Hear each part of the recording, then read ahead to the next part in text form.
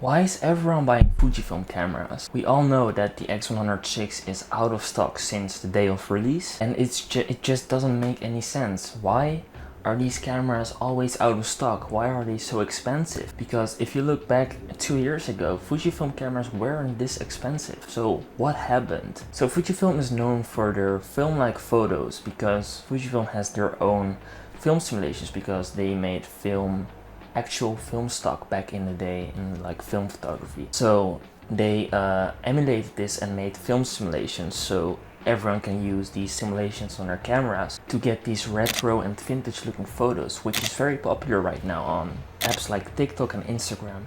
You see all these videos about retro and vintage looking photos in like these streets on vacation and stuff like that.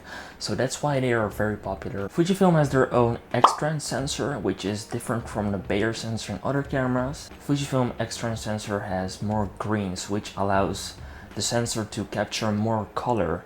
So you can see on Fujifilm photos that there's more color in the photos than, let's say, a Canon camera. This is just an example. There's also post-processing, but just straight out of camera, Fujifilm has the best colors, and this is also proven on internet. Yeah, Fujifilm definitely has the best colors because of their sensor. And as I said, Fujifilm also has film simulations, so you can just use any film simulation and you can tweak it with highlights, shadows, everything. I also have a video about the best film simulations to use for getting the best looking photos on my channel, so check out the link here and you can check that video out. Fujifilm has an APS-C size sensor, which means that they probably also have a full frame lineup, but they don't have that. They have a medium format lineup. So this means that Fujifilm puts all their effort and hard work in their APS-C system because there is no full frame system to upgrade to. You see on these other camera brands like Sony and Canon, they always make their APS-C cameras so much worse than their full frame cameras. So people that buy APS-C cameras on that system will upgrade to full frame so they can pay more money, and the camera manufacturer will earn more money, but Fujifilm does not have a full frame system, and then they don't want you to upgrade, so they put all their hard work and effort into their APS-C system, and you can definitely see on things like the build quality, just the image quality and lens quality, that it's just done very well, and that's just one of the best things on Fujifilm. If you look at a Fujifilm camera, it's just a beautiful design. Every one of their cameras is just so beautiful looking, especially the rangefinder style cameras. It's the camera style I prefer, a rangefinder body like an XE or an X100. And it's just so good looking. As you can see, the cameras have these dials and knobs on the top. They have a shutter speed dial, all of them, but only the XM and the XA series. But most of them have a shutter speed dial, an exposure compensation dial, and some of them also have an ISO dial. So it really feels like you're shooting on a film camera, which really appeals to a photographer who wants to take film-like photos, because it feels like you are shooting film but digital. It seems kind of weird, but this is really what inspires a lot of photographers who shoot on Fujifilm because of these tactile knobs and dials. Also, the lenses have aperture rings, which is just so handy to use, and you don't need to have to go in the menu to do all your settings and whatever. You can just do everything on the camera body, and having your exposure triangle just on the body is just way better than going in a stupid menu on another camera system. So that's just such a perfect thing that Fujifilm have done. Most of the cameras are also very small, especially the XE series or the XA or the XM or the X100 as well, because let's look at the X100 series. The X100V or the 6 or all of them have a built-in lens, which means that the lens is very pancake-like and it's just so small. It's kind of funny, and that means that you can just take this camera with you everywhere you go, in your pocket, your jacket pocket, or maybe in a bag or purse or whatever. So it fits in every jacket pocket, and it's just so handy. You can bring it with you wherever you go, like a phone. Take photos easy because the cameras are also very nice to use, and pretty fast if you look at the newest models. But yeah, most of them are small, not all of them. The XT double digit version is also very small.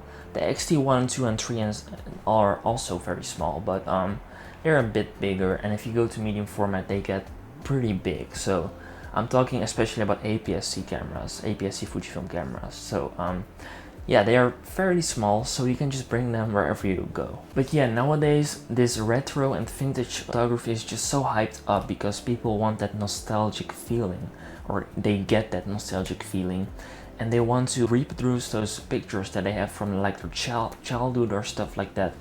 So they buy a Fujifilm camera because, I don't know, it reproduces this organic looking photos from like the 2000s, because you can just tweak your JPEGs so much to the point that it looks like it's from 2005 or something like that, because you can add the grain, you can add all kinds of stuff, and you can also edit photos in Lightroom. So yeah, Fujifilm is just perfect for that, and you can really see it on the market because most of their cameras are out of stock or very expensive. So that, I guess that says something, and it really does say something, because on YouTube it's just pretty crazy how many Fujifilm YouTubers there are, and on TikTok as well, and Instagram. There are so much Fujifilm street photographers, and I love that a lot of people are coming to Fujifilm so we can also have a better community with each other. Let's talk about community a little bit, because on Instagram there are a lot of street photographers. I also have an Instagram page, you can check it out in the description.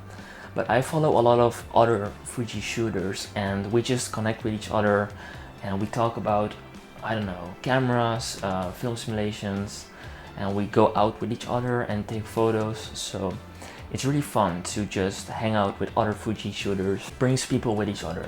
And also online, especially on Reddit, it might sound a bit cringe, but Reddit is actually a very nice community with Fuji shooters. There's a Fujifilm subreddit with like 100,000 people in it, and all these people just share beautiful photos, and we talk a lot about the photos, we give criticism and advice, and it's just such a great community. So if you want to join Fujifilm, you should definitely do it. Their APS-C cameras are definitely way better than other APS-C cameras in terms of the shooting style, because other camera manufacturers also have great APS-C cameras, but in my opinion, Fujifilm does just won the competition in APS-C. So why do all these people buy Fujifilm cameras? I have already answered this in the video, but mainly because Fujifilm cameras have the capability to just take retro and vintage looking photos, which just looks beautiful straight out of the camera.